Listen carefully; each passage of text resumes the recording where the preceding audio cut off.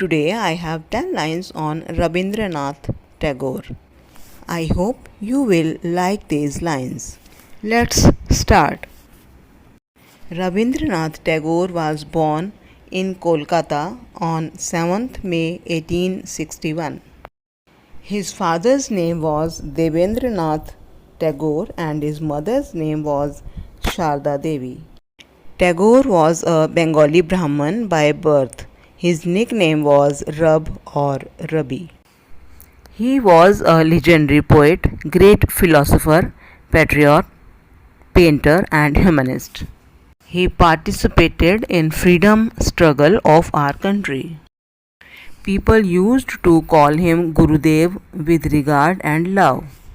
He has given a new direction to Hindi literature through his great completion. He is indeed a source of inspiration from which everyone needs to take inspiration. He wrote national song Jana Gana Mana. He received Nobel Prize for the Gitanjali in 1913. He wrote many plays and short stories. He died on August 7, 1941 in Calcutta. Thank you.